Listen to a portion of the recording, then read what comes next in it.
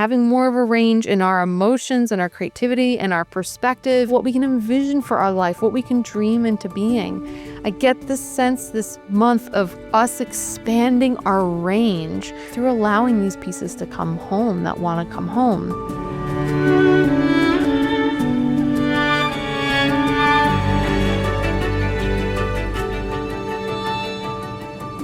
Hello and welcome back to Remember Why You're Here, a podcast for seekers and sensitives where you can relax, receive, reconnect to yourself, and remember the most important thing of all, why you're here. I'm Asia Suler, author, earth intuitive, teacher, and in this episode today, we are exploring the energies ahead for the month of August 2026. So some themes that came in for this month ahead include soul reunion, building steadiness, deepening your range in life, and the anchoring of a new future. I'm actually really looking forward to this month of August. What came in for me when I sat down to pull in and tune in to the energies ahead was surprising, but feels really steadying in this way, so I'm excited to drop in. So this month I worked with the Afro-Brazilian Tarot deck by Alice Santana with artwork by Giuseppe Palumbo. And I'm going to tell a little story of how this deck came into my life in just a moment, but I wanted to give a background on the deck because it really helps us understand and orient to the richness of the images that are inside this deck. So this is a new to me deck, and I've been excited to be learning a little bit more about it. So the book is dedicated to the deities of the Yoruba people and also the Brazilian religion of Candomblé. So Candomblé is a syncretic religion that is a combination of the ancient religion of the Yoruba people that was taken with them when those people were brought over from Africa and enslaved. And so deep, deep roots, deep history here to this really ancient religious system, then brought over to Brazil with people who are carrying it. And then it was combined with indigenous belief systems as well as Catholicism, Roman Catholicism, to become what we'd call like a syncretic religion. So this religion of Candomblé includes West and Central African belief systems, as well as the other streams that I mentioned. It's similar to Santeria, if you're familiar with Santeria. And I'm currently learning more about this as this deck has come into my life. And at the center of this deck is a devotion to the Orishas. So how you would describe an Orisha within the Yoruban belief system is the Orishas are divine expressions within the natural world, of the natural world. So Orisha would embody is the energy of a river, but then also would carry the energy, say, of fertility or protection or courage. So they're divine living entities in this world that we may know of as natural elements, natural entities. And so they're very deep and very old, and that this deck is based on these beings and based on these belief systems. So do you remember back in July when I told you to start paying attention to your dreams? That's something about July. We'd be having a lot of potent dreams come in. Well, for me, one of the dreams that sort of kicked this off is I ended up having a dream where I was inside of a ceremony and was told at the end of the dream that this was specifically a Yoruban ceremony and that there was an Orisha there that was trying to talk to me. I didn't really know what any of this meant. So I started learning, I started researching just with total curiosity. These lineages, like the lineage of Ifa, for example, these are lineages in which you become an initiate in a very serious way. And so for me, I was mostly just curious where this dream came from, what was being asked of me. And I mentioned this to my girlfriend, and they were like, actually, after you mentioned this, I saw a video about this deck and I decided to get it for you. So this deck just kind of came into my life. I often notice that when decks appear for us in our life, when they are gifted to us, there's normally some sort of like seed inside of the deck for you. So I've been apprenticing in a curious, open, interested way this month with this deck. And so I thought it would be interesting to take something that came into my life through listening to my dreams this past month and bring it into the month of August as kind of a symbol or like a ritual of exactly what I was talking about in the month of July, that our dreams are here to guide us into what's next, that we're here to listen to their direction. This is why I published on the Substack last month the dream remembrance recipe. If you're interested in that, you can check it out over there to help you remember your dreams. So this is me honoring my dreams this month by working with this deck. Okay, let's talk about what I picked. So I ended up picking in this deck the Two of Cups, which in this deck is called the Two of Chalices. So this is not connected to a specific Orisha, but as you'll see in a moment, the imagery that is employed in this deck, it's really deep, it's highly symbolic. And this one really took me on a journey. So the Two of Cups in the traditional understanding of the tarot is often, for me, sometimes it often falls a little bit flat. I'm not going to lie, because often what you'll see if you look up the Two of Cups is sort of talking about like love, happiness, partnership, union. It's like one of those cards you'd get and the tarot reader would be like, you're going to meet someone soon, which can also totally be a way to read this card. And I think there's so many more layers to this card than just that. So I've also heard a lot of contemporary people talk about this card as more of this sense of inner reunion, of reconnecting to oneself, of learning how to accept oneself, find harmony and balance within oneself. And I also really resonate with that. Now, here's what's really interesting about the card itself that I picked from the Afro-Brazilian Tarot. So in this card, we see a river, and inside the river, there's a stone. On top of the stone, there's a turtle. On top of the turtle, there's a frog. And on top of the frog, there is this beautiful red bird, which is a scarlet ibis. So for me, seeing this deck, one of the things that first stood out is so often in the imagery of this card, we're shown just two people, some sort of dichotomy there, and sort of the traditional Waite Rider tarot, it's the man and the woman. But in this, we actually have this stack of four being held in the water. And I love that this came through in this way in this deck, because what this is pointing to in a deeper way is about interdependence. It's about the balance that comes from interdependence, that it's not simply the two halves, right? It's the way in which all the pieces fit together, and that there's a element of four here in this balance as well.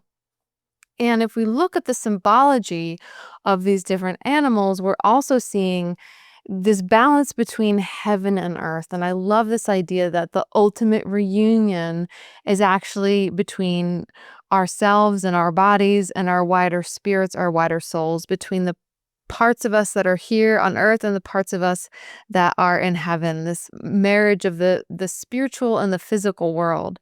So, the turtle in a lot of diasporic tales is this clever trickster character. So the turtle tends to carry sacred wisdom and this sense of resilience, like this powerful symbol of survival and protection and endurance. Like so much earth energy here. And then we move on to the frog, and the frog is this sort of amphibious in between, right? Like the frog is both of earth and of water.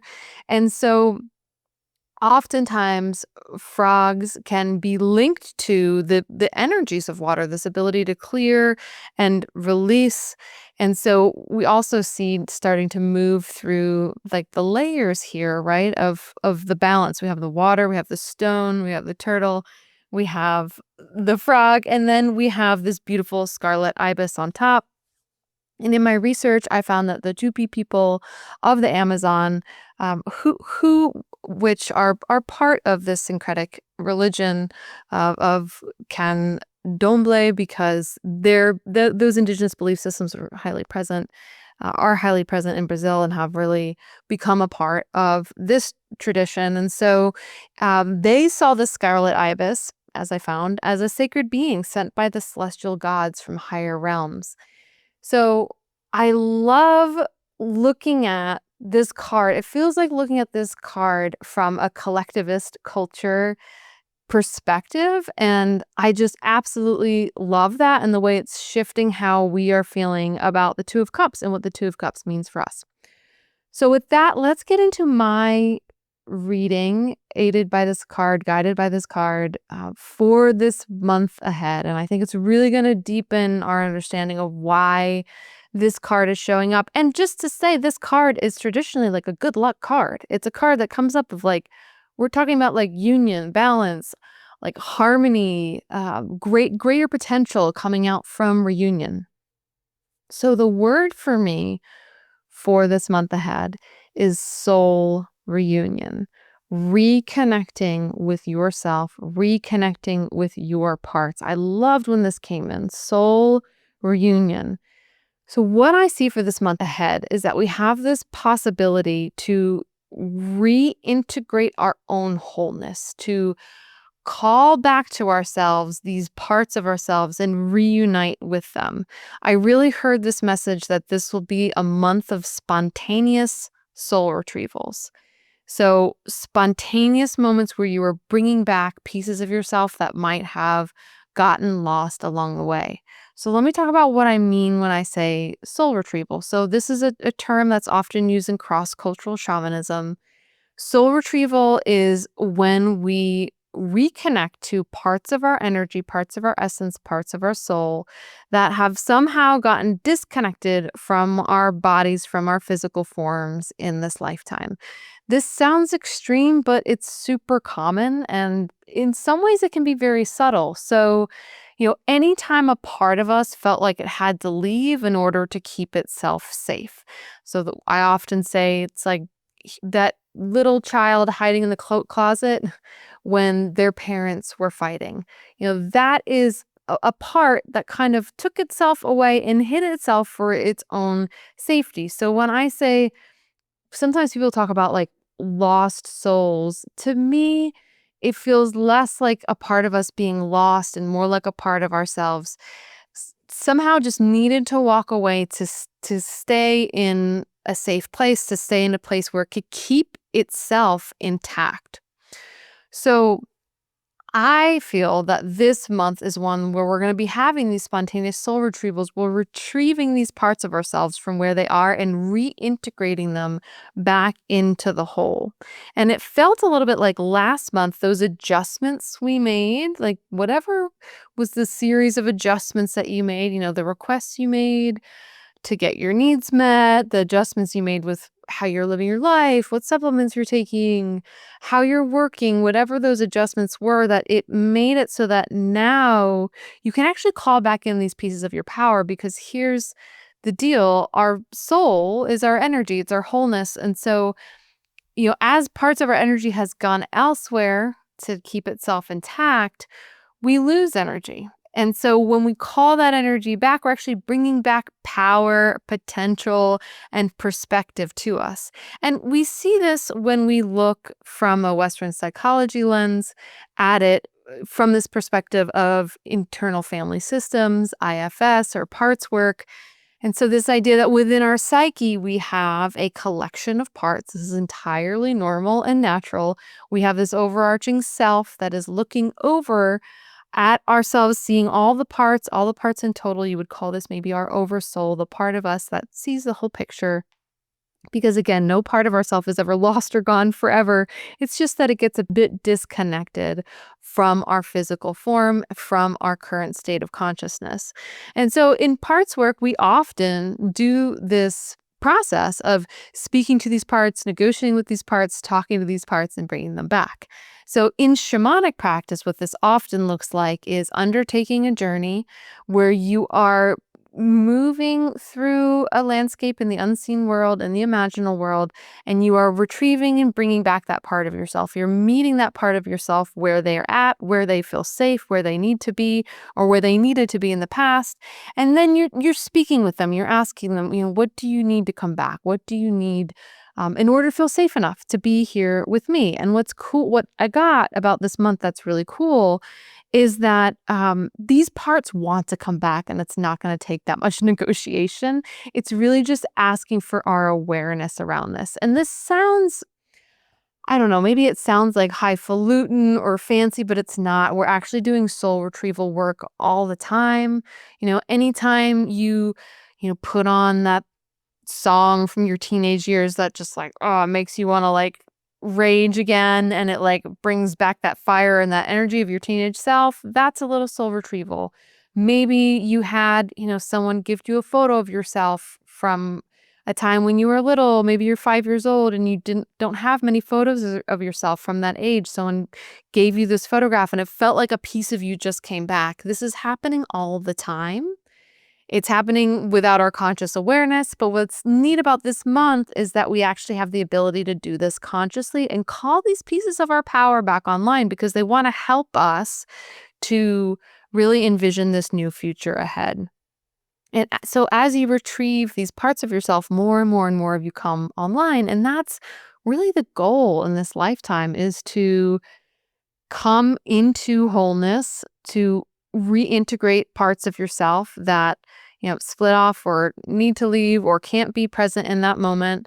And this is a continual process, right? But we welcome them back. We create the space for them to come back. And then when they come back with gifts. They come back with perspective. They come back with talents. They come back with passions that help us then orient towards our life from a place of greater wholeness within ourselves. So there are various ways to go about this process of calling back your own soul parts that are ready to come home. I have made a meditation specifically for this month. I felt really passionate about doing this. I love soul retrieval work. It's one of my favorite things to do with people. So I recorded a soul retrieval meditation that I'm going to post over on my Substack next week. It will be for paid subscribers only. So if you're interested, you can sign up this week and it'll land in your inbox next week. And so this meditation was designed to guide you through this process. It is gentle, it is supportive, and ultimately it's very empowering because when these pieces come back to us, we really feel more of our power and our potential in this lifetime. So if you're interested in that, you can check out that meditation that will be launching next week. Also, other things you can do, you can go into this in your imagination, right? When maybe before bed or in a quiet space, imagine yourself asking where those parts are and just traveling in your mind and seeing what they need, asking what they need to feel safe to come back. That's the best question to ask any of those parts. Talking to yourself out loud, speaking to your parts out loud. This makes it real. Our parts like to be talked to like that. Speaking to them and asking, what do you need? What do you have to say? What are you feeling? This is all very healing. Also, taking yourself on a parts work date or on a soul retrieval date. And this is thinking about, if you have an idea of maybe what that part is, how old that part is, designing a date that is specifically for them, something that they would love to do or something that would really make them feel safe or cozy being back here with you. So, maybe you're going to take your inner child to the store and buy them a stuffed animal. Or maybe you're going to take, your 10-year-old to the museum and spend as long as you want in the Egyptology exhibit. Whatever it is that makes sense for you, these are all examples of soul retrieval that you can do really at any time. And I have a feeling this month that it's going to be it'll be easeful. It's like this sense of like, I want to be with them again and they want to be with me. So let's just open the door and allow them to come back in. And then I invite you to notice, what new interests, talents, passions, or purposes are starting to come online this month, because that's the really cool thing. When these parts come back, they bring that back with them. The things we put on the shelf, the stuff we were like taught that we weren't good at, or that we somehow, needed to give up. All of these things start to come back and we start to have more clarity on where we're actually headed and where we want to go next, what we desire next for our life.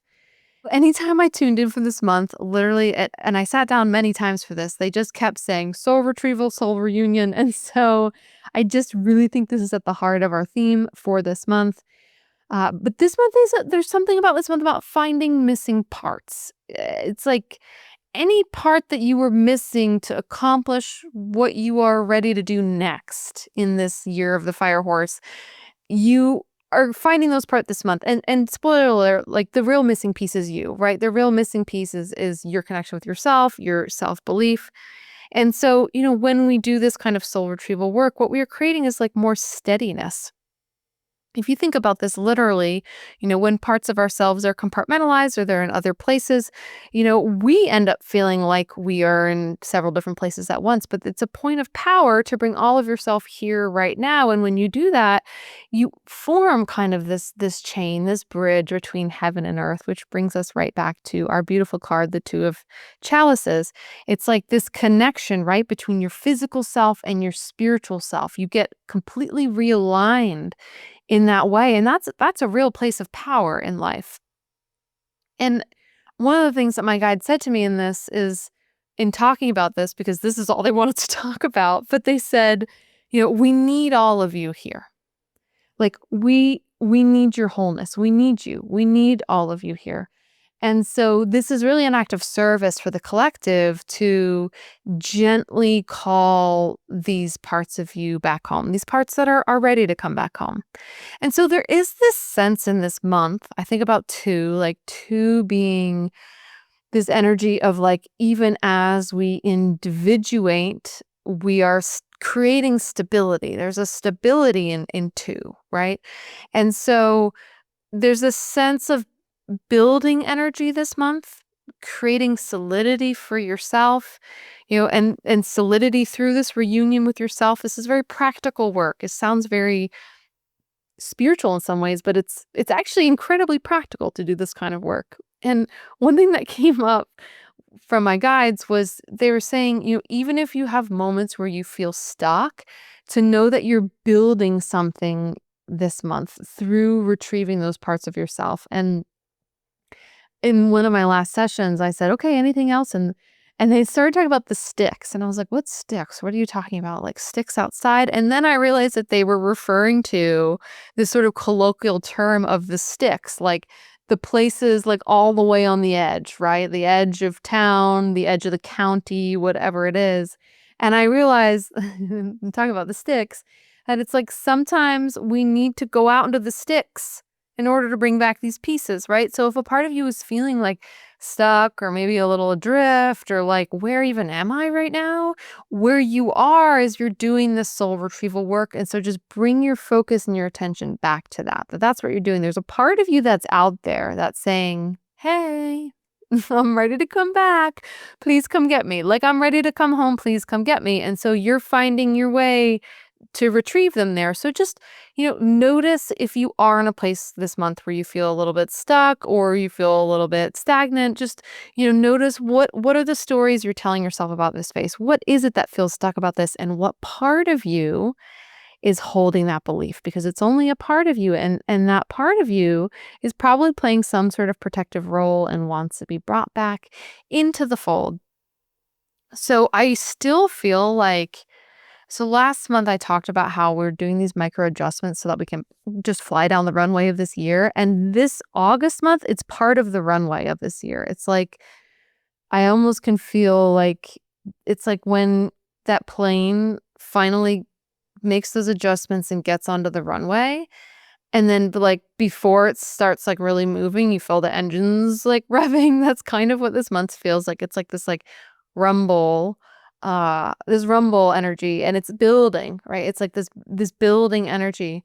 And I wanted to say too, what I loved about getting the Two of Chalices for this month in particular as well, is that there's a lot of fire this year, right? It's like fire, fire, fire, fire in the astrology, in the Chinese astrology for this year. And so, one of the things that my acupuncturist said to me in speaking with their teachers is, we're going to need water. We need water this year. That's the counterpoint to all of this fire. So I love that the Two of Chalices came in for us, because this is like such a benefic water card. It's like pouring some gentle water on you as you do this work. And there is this sense of this energy this month that there's like doorways into subtlety here, that it could be subtle, what you're experiencing, subtle but powerful.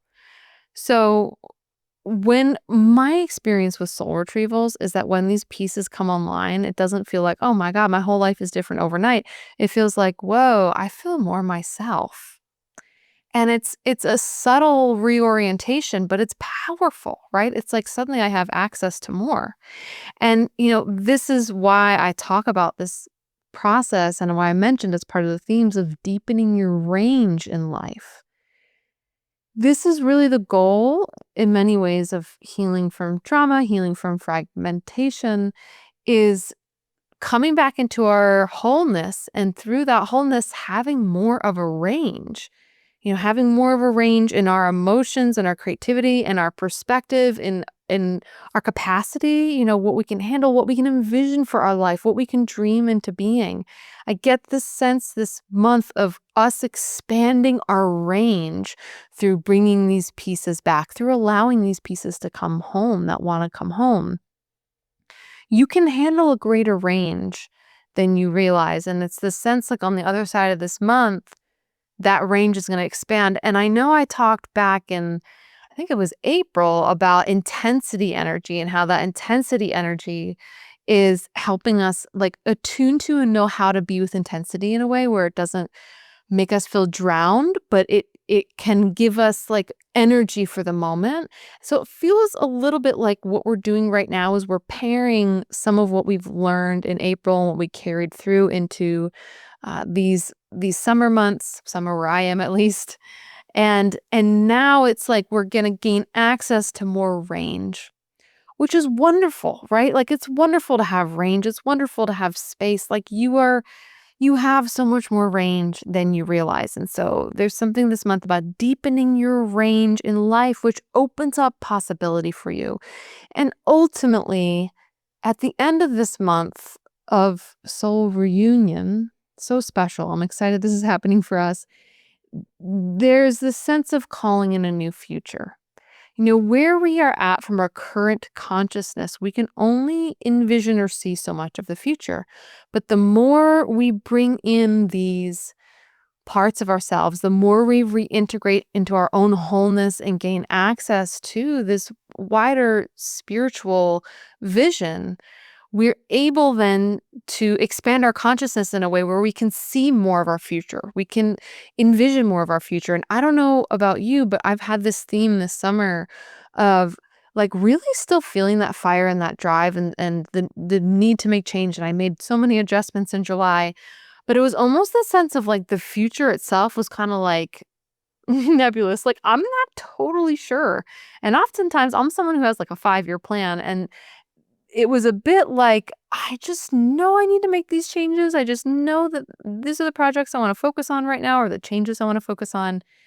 And there's like a little bit of a nebulousness to it, but I have this feeling like by the end of this month, come September, we're going to have like more of that future in our vision. And part of why we have not been able to envision it is because we are bringing these pieces back in. We are creating more wholeness inside of ourselves. And from that expansion of our consciousness inside of this body, inside of this lifetime, we're going to be able to call in a new future, one that we couldn't even have fully envisioned for ourselves even last month. So there's so much wholeness, integration, balance, reunion, reconnection happening this month. Hey, leave open for the possibility that in your own connection, in your own soul retrieval, that you will then have in the outer world that reflected to you. Maybe it's meeting someone new who really reflects your wholeness back to you. Maybe it's partnership in a business. Maybe it's making a new friend. Maybe it's, connecting with a new idea or a new resource that really helps you like feel your own wholeness again. This is a lucky card that we got for this month. So you also be open to those moments on your path, almost like deja vu, those moments on your path where you're being shown, yes, you're in the right place at the right time. And notice these synchronicities, because these synchronicities are coming to say, this is exactly where you are meant to be.